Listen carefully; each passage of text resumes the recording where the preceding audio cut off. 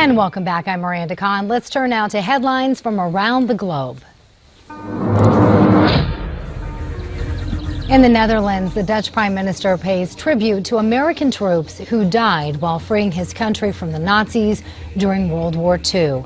Thousands attended the ceremony at an American cemetery located near the Netherlands border with Germany. The Dutch were liberated from Nazi rule on September 13, 1944.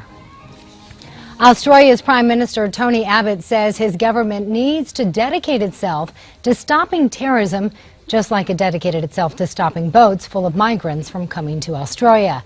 Abbott says the threat of domestic terrorism is on the rise and the government needs to adapt.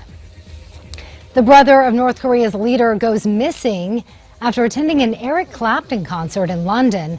According to the BBC, Kim Jong-chol showed up for the performance last week. Afterwards, he was supposed to be on a plane flying from London to Moscow, but he never showed up. The concert was the first time he had been seen in public since late 2011. Ireland is now the first country to legalize same-sex marriage by national vote.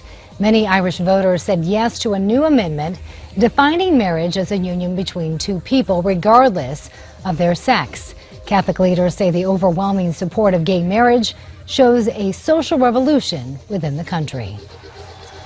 American actor Steven Seagal wows Russia with his moves during a Sambo tournament on Saturday. Sambo is a Russian sport, I can say that, mixing combat skills and martial arts. Seagal showed off his fighting skills. He is, in case you're wondering, a 7th degree black belt in Aikido, a Japanese martial art.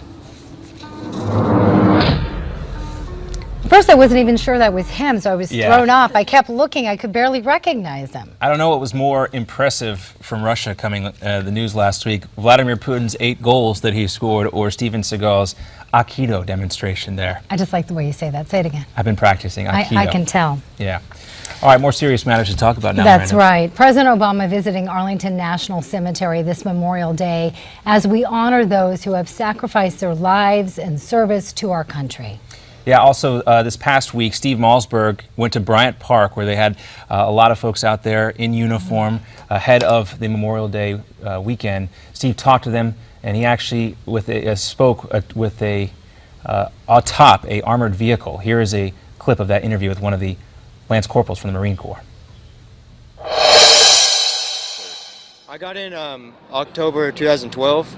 I wanted to enlist because I was in the Marine Corps ROTC in high school, and I looked up to my instructors, so they got to me, so I just enlisted.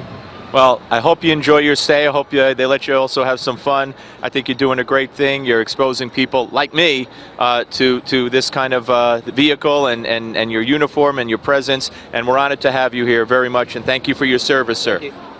All right, folks, before I leave you in this segment, too often Memorial Day gets lost, the meaning gets lost behind hot dogs and parties and everything else that we do to celebrate, quote-unquote, the holiday. Of course, it's Fleet Week here in New York, and we want to pay a little tribute at the end of this segment to the men and women who made the ultimate sacrifice in defending our freedoms, in defending the right for me to have this microphone and for all of us to be free, and that's what Memorial Day is all about.